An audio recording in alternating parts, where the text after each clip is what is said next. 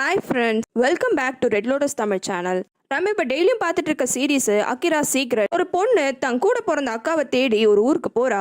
கடைசியில் அவளோட அக்கா இறந்து போயிருக்கான்ற விஷயம் அவளுக்கு தெரியுது. அவளோட அக்காவை கொலை பண்ணது யாரு, அவளோட அக்காவோட உண்மையான ஃபேமிலி அங்க இருக்காங்களான்னு எல்லா விஷயத்தையும் கண்டுபிடிக்கிறா. இந்த சீரீஸோட முன்னாடி எபிசோட்லாம் முன்னாடியே போஸ்ட் பண்ணியிருக்கேன். ஒருவேளை நீங்க பார்க்கலனா அந்த வீடியோஸோட லிங்கை கமெண்ட்ல தரேன். வாங்க அடுத்த வீடியோக்குள்ள போகலாம்.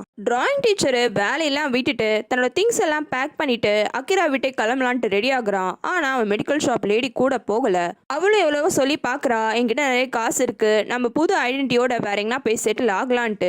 ஆனால் அவனும் இல்லை, நம்ம எப்பெல்லாம் ஒன்றா இருக்கோமோ கண்டிப்பாக ஹைஜீன் அக்கிரா இந்த மாதிரி விஷயம்லாம் நம்ம லைஃப்பில் வந்துட்டே தான் இருக்கும்.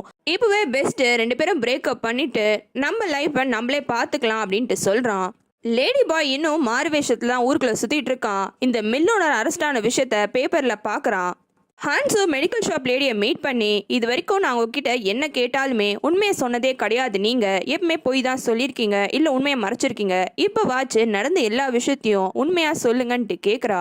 ஹைஜின் சும்மாவே அப்பப்போ போயிட்டு யுஞ்சி கிட்ட சொல்லுங்கன்னு கேள்வி கேட்டுட்டே இருந்தா. யுஞ்சியால பதில் சொல்ல முடியல. ஒரு கோவத்துல, எங்க அம்மாக்கெல்லாம் ஆல்ரெடி கர்ப்பப்பை ஆபரேஷன் பண்ணிட்டாங்க, அதனால நீலாம் உங்க பொண்ணா இருக்கிறதுக்கான சான்ஸே கிடையாதுன்னு சொல்லி சமாளிச்சா. அவன் நினச்சிக்கிட்டா இந்த மாதிரிலாம் சொன்னா ஹைஜின் போயிடுவான்னு. ஆனா அவளுக்கு தெரியல, ஹைஜின் ஆல்ரெடி அவளுக்கும் யூனாக்கும் நடுவில் என்ன ரிலேஷன்ஷிப் இருக்குன்னு டிஎன்ஏ டெஸ்ட் பண்ணிட்டு இருக்கா. அவ என்னைக்குமே மேடம் பேங்கி தான் அவளோட அம்மாவா இருப்பாங்களோன்னு டவுட்டே படல. அவளுக்கு இருந்த டவுட்டே ஒன்று யுஞ்சியா இருக்கணும் இல்லை நானா இருக்கணும், எங்க ரெண்டு பேர்ல யாரோ ஒருத்தவங்க தான் அவளோட அம்மா நினச்சிருந்தா. அவ கடைசியில் அது யுஞ்சினோ கண்டுபிடிச்சிட்டா. எனக்கு ஒரு விஷயம் தெரியுமா, ஒரு வாட்டி மேடம் பேங்கி என்னை கூப்பிட்டுருந்தாங்க, நானும் அம்மா கூப்பிடுறாங்களேன்னு சொல்லிட்டு ரொம்ப ஆசையாக போனேன். அப்போ தான் என்கிட்ட ஹைஜீனோட பர்த் சீக்ரெட்டையே சொன்னாங்க. அதனால் வரைக்கும் இந்த மாதிரி ஒரு குழந்தை யுஞ்சிக்கு பிறந்த விஷயமே எனக்கு தெரியாது. நானும் அம்மா கிட்ட இதை பற்றி பேசினேன். ஆனால் அம்மாவோ யுஞ்சிக்கு இழக்கிறதுக்கு நிறைய விஷயம் இருக்கு, உங்ககிட்ட அப்படி என்ன இருக்கு, பேசாமல் நீ அந்த பொண்ணுக்கிட்ட போயிட்டு நீ தான் அவளோட அம்மான்னு சொல்லு அப்படின்னு சொன்னாங்க. அப்போ கூட அம்மாவுக்கு என் மேலே சுத்தமாக பாசமே கிடையாது, யுஞ்சியை காப்பாற்றணும்னு தான் நினச்சாங்க. எங்கள் அம்மா அப்படி எனக்கு பண்ணது ரொம்பவே ஹர்ட் ஆயிடுச்சு. ஒரு அம்மானா எல்லா குழந்தையும் ஒரே மாதிரி தான் நான் ட்ரீட் பண்ணணும். ஆனால் என்னோட அம்மா இப்படிலாம் பண்ண உடனே எங்கள் அம்மா சொன்னதுக்கு ஆப்போசிட்டாக நான் பண்ணேன். ஹைஜீன் கிட்ட போயிட்டு நானே எல்லா உண்மையும் சொல்லிட்டு நம்ம ரெண்டு பேரும் சேர்ந்து ஒன்றா ரிவெஞ்ச் எடுக்கலாம் அப்படின்ட்டு கேட்டேன். அப்போ ஹைஜீன் கொஞ்சம் கூட யோசிக்காம உடனே ஓகேன்னு சொல்லிட்டா. நான் கூட அப்போ அவளை மணிக்காக இவ்வளோ ஆசைப்படுறான்னு நினச்சேன். ஆனால் இப்போ தான் புரியுது, அவள் போய் யுஞ்சி கிட்ட கேட்டிருக்கா, கெஞ்சிருக்கா, யுஞ்சி ரிஜெக்ட் பண்ணியிருக்கா. அதுக்கப்புறமா தான் டிஎன்ஏ சாம்பிளுக்காக ஃபைட் பண்ணி அசம்பிளிமேனை செடியூஸ் பண்ணி அதுக்கப்புறமா அவங்ககிட்டே இந்த எவிடன்ஸை கொண்டு போய் காமிச்சா. ஆனால் என்னோட மாமா அசம்பிளிமேனுக்கு அந்த எவிடன்ஸ் தேவைப்படாது. காரணம் அவர் தன்னோட ஒய்ஃபோட பொண்ணு கூடிய அஃபேர் வச்சிருக்கான்ற பேர் வந்துடும். அதனால தான் ஹைஜனும் இந்த ஆடியோ ஃபைல் மட்டும் இல்லாமல் தன்னை கொலை சொன்ன ஆடியோ ஃபைலையும் கொண்டு போய் அசம்பிளிமேனுக்கு எதிராக இருக்கிற அந்த பெரிய பாஸ் கிட்ட கொடுத்தா. அதுவும் என்ன மாதிரினா, என் தங்கச்சி கனடாவில் எங்கேயோ இருக்கா, அவள் டீட்டெயில்ஸை கண்டுபிடிச்சி கொடுங்க, அப்போ தான் இந்த ஆடியோ ஃபைலை தருவேன்ட்டு சொன்னான். எல்லாம் பிளான் பண்ண மாதிரி நல்லாவே போச்சு. உன்னோட அட்ரஸையும் நாங்கள் கண்டுபிடிச்சிட்டோம். ஆனால் திடீர்னு என்ன ஆச்சுன்னு தெரியல, ஹைஜின் அவன் மைண்டை மாற்றிக்கிட்டா. இந்த ரிவெஞ்ச்லாம் எனக்கு வேணான்னு சொல்லிட்டா. நானும் ஏன்டா அவளோட மைண்ட் இப்படி மாறிச்சுன்னு யோசிச்சேன். அப்போ தான் தெரிய வந்தது, யுஞ்சி எப்படி அவள் பிறந்தான்ற விஷயத்த சொல்லிட்டு இருக்கா. ஹைஜனுக்கு தன்னோட அம்மா தன்னை தூக்கி போடல, ஒரு ரேப் விக்டமாக ஆனதுனால தான் தூக்கி போட்டிருக்காங்கன்ற விஷயம் தெரிஞ்சுது. அவள் அம்மாவை பற்றி அவள் ஃபீல் பண்ண ஆரம்பிச்சிட்டா.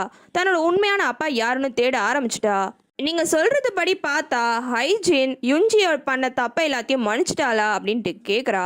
நானே எங்கள் அம்மா பண்ண தப்பெல்லாம் மன்னிக்கல, எனக்கு ஹைஜீனை பற்றி எந்த ஐடியாவும் கிடையாதுன்னு மெடிக்கல் ஷாப் லேடி சொல்கிறா. சரி, ஹைஜீன் உங்க கூட க்ளோஸாக தானே இருந்தா, அப்புறம் ஏன் உடம்பு சரியில்லாத விஷயத்த உங்ககிட்ட சொல்லலன்னு அடுத்தது கேட்குறா. நானும் அதை பற்றி யோசிச்சு பார்த்தேன். எனக்கு சொல்றதுக்கு ஒரே ஒரு விஷயம் தான் இருக்கு, ஒருவேளை தான் உயிரோடு இருக்க மாட்டேன்னு அவளே முடிவு பண்ணிட்டாலா இருக்கும். அதனால தான் எதுக்கு இதை பற்றி மற்றவங்க கிட்ட சொல்லணும்னு சொல்லாமல் விட்டுட்டு இருப்பா. அன்னைக்கு நைட்டு மில்லனோட ஒய்ஃப் யுஞ்சிக்கு கால் பண்ணி தேம்பி அழுவுறா. என்னால் இதுக்கு மேலே ஹேண்டில் பண்ண முடியலன்னு வேற சொல்றா. இதை கேட்டால யுஞ்சி, இங்க பாரு, அட்லீஸ்ட் உன் ஹஸ்பண்ட் போனானா நீ வெளியில இருக்கான்னு சந்தோஷப்படு, தேவையில்லாம இதை பற்றிலாம் பேசாதன்ட்டு சொல்றா. அசம்பிளிமேன் யுஞ்சிக்கு டைவர்ஸ் பேப்பரை தரான். ஆனால் யுஞ்சியோ நான் உங்களை தான் லவ் பண்ணுறேன் அப்படி இப்படின்னு என்னென்னமோ பேசி பார்க்குறா. அசம்பிளிமேனை அதெல்லாம் தெரியாது, டைவர்ஸ் பண்ணிட்டு வெளில போனேன், ரொம்ப கோமா சொன்னோம் நீ, எனக்கு அந்த பெரிய பாஸ் எப்படி இறந்து போனான்னு தெரியும், அது விஷயமா நான் வெளியில் லீக் பண்ணிட்டான்ட்டு மிரட்டுறா. டிராயிங் டீச்சர் பிரேக்கப் பண்ணதுக்கு அப்புறமா நம்ம எதுக்கு இந்த ஊரில் இருக்கணும்னு மெடிக்கல் ஷாப் லேடியும் ஊரை விட்டு கிளம்புறா. அதுக்கு முன்னாடி தன்னோட அக்காவை மீட் பண்ணலான்னு யுஞ்சியை பார்த்து, நீ எல்லாத்துலேயுமே எப்பயும் போல வின் பண்ணிட்டு தான் இருக்க, நான் தான் எல்லா விஷயத்துலையும் தோத்துட்டே போகிறேன், நீ சந்தோஷமா இரு, நான் ஊரை விட்டு கிளம்புறேன்னு சொல்லிட்டு கிளம்பிடுறா. இன்னொரு பக்கம் அந்த மில் ஓனரை மில்லுக்கே கூட்டிட்டு போயிட்டு எப்படி ஹைஜீனை கொலை பண்ணன்றத பண்ணி காமின்ட்டு கேக்குறாங்க. ஆனா அந்த மில் ஓனரோ ஏதோ சும்மா அப்படி அழுத்தின இப்படி தாழ்ன இப்படி பண்ணன்ட்டு எடக்க முடக்கா சொல்றான். அவன் பண்ணதெல்லாம் வச்சு பார்த்தா ஹைஜீனோட பாடியில அவன் இப்படிலாம் பண்ண ஹைஜீன் சாவான்ற அளவுக்குலாம் எந்த அடியும் பட்டிருக்காது. எல்லாருக்குமே டவுட் வருது, உண்மையாலேயே இவன் தான் கொலை பண்ணானா, என்ன இவனுக்கு எப்படி கொலை பண்ணன்னு கூட ஞாபகமே இல்லையேன்ட்டு யோசிக்கிறாங்க. லேடி பாய் திடீர்னு ஒரு ஸ்ட்ரேஞ்சர் கிட்ட இருந்து ஒரு ஃபோனை வாங்கி அதில் ஹன்ஸுக்கு ஒரு மெசேஜ் அனுப்புகிறான். அந்த மெசேஜ் ஹன்ஸும் எடுத்து படிக்கிறா. அந்த மில் ஓனர் பொய் சொல்ல மாட்டான், அவனோட ஒய்ஃப் தான் பொய் சொல்லுவான்னு இருக்கு.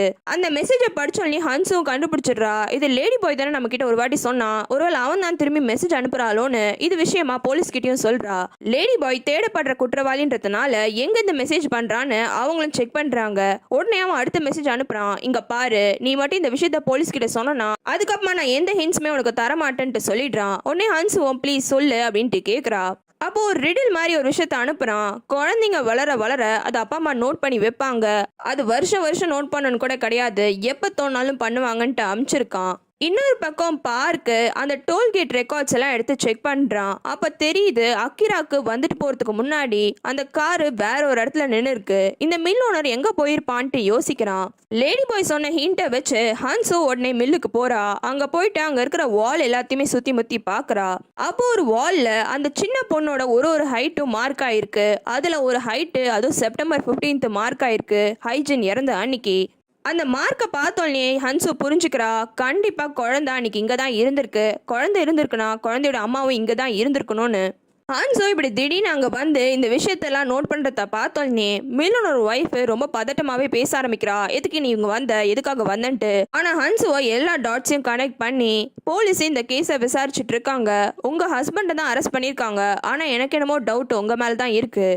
உங்கள் ஹஸ்பண்ட் உங்களுக்காக தான் ஜெயிலுக்கு போயிருக்காரா, நீங்கள் தான் என்னோட அக்காவை கொலை பண்ணீங்களான்ட்டு கேட்குறா. அதை கேட்டோன்னே இந்த மில்லனோட ஒய்ஃபு நான்லாம் எதுவும் பண்ணலை, நான்லாம் எதுவுமே பண்ணவே இல்லை தெரியுமா, எல்லாமே அவள் தான் பண்ணா, அவள் பண்ணதுனால நானும் கூட பண்ண, மற்றபடி எனக்கு எதுவுமே தெரியாது, பண்ணது எல்லாமே அந்த ஆள் தான் அப்படின்ட்டு மட்டும் கத்துறா. செப்டம்பர் 15 நடந்த ஃப்ளாஷ்பேக்கை காமிக்கிறாங்க.